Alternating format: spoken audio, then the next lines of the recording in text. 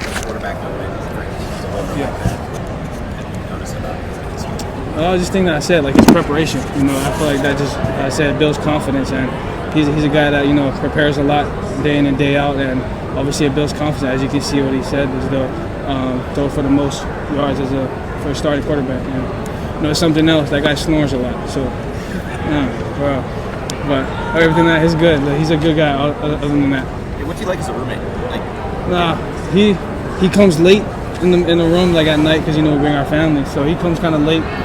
So I'm like kind of waiting for him, because we go over, like, we just test each other, see if we're just on track with our preparation. So I'm like waiting for him. I'm like, damn, why it take so long? He's like, oh, I was just getting treatment. So other than that, he's a good roommate. Again, he snores a lot. So.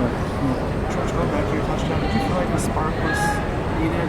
The offense needed something? Yeah, for sure. Going into halftime, we was down in the locker room. One of the defensive guys said we need juice.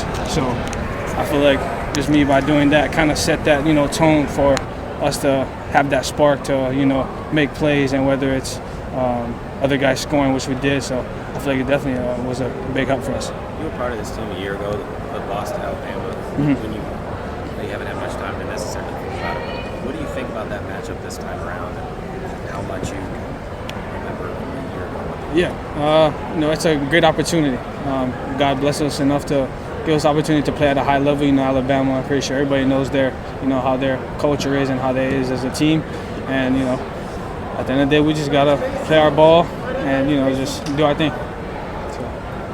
Trech, I think some people might have thought that the training wheels would have been on and the offense would have been dialed down a bit because it was Danny out there and not Billy. It seemed like you guys were going full throttle with the offense. Yeah. You really had no handcuffs. They were just letting him do his thing out there, for lack of a better term, letting him cook. Yeah, for sure. And that just goes back to Danny being the man he is, and by us trusting him of how his preparation is, and he earned that spot to be in there to throw for the most for most yards as a first start. And I'm very proud of that guy, how he handled it, kept his composure under the pressure, and so I'm beyond proud of him. So. Is this the stretch of football you feel like you guys have been looking forward to for a while? Not that you were ever looking past the first 2 years, but you know who you have lined up from here on out. Is this something you guys have talked about as a group? Yeah, Coach Fick was just saying we know what we're getting into. First off, enjoy this win, obviously, and when we kind of try to translate this performance we had in the second quarter.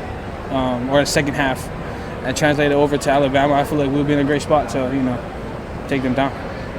So Trech, with this offense and just how the receivers were used, is this really what you envisioned when you decided you wanted to come back to this program? Just how these could be used and others could be used in receiving in the passing game or rushing game?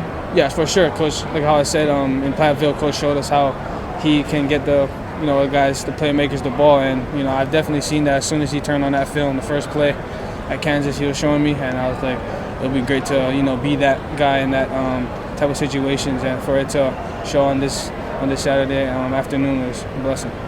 Apologies for asking again. I'm sure you were asked about this before, but just take us through that. I know Darian gets that 14-yard run. What was kind of the call, and just what was going through your head when that play was called too? I can't say the call, but it was definitely a toss back. But I was saying it was like a kill, so a lot of it was going through my mind, because if they kill it, I got another job to do. So if I don't do it, they're gonna get on me. So for him to just say good, I was like, okay, that cancels out everything. Let's just go make a play now. So I'm sure you guys practice that play over and over, but not necessarily you're going to use it this week. I mean, it's a creative play that you could save for a rainy day. But did you expect to see it this week? Or? Oh, yeah. Okay. Coach Grimes told me, be ready for it. I can't say the play, but he said, be ready for it. I was like, okay. He said, we're probably going to get it on the plus, I think, like 40, but we was on the plus. We was on the minus, right, I think. We was 61 back. yards. 60? Yeah. Okay, yeah. So I kind of wasn't expecting it. I was like, okay.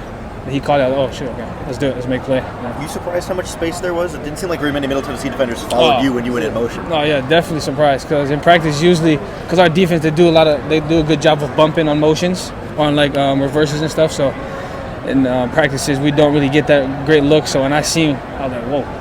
It kind of gave me a flashback of that Purdue when I had that wide open. It kind of was a similar, but this one was definitely bigger of a hole to run through.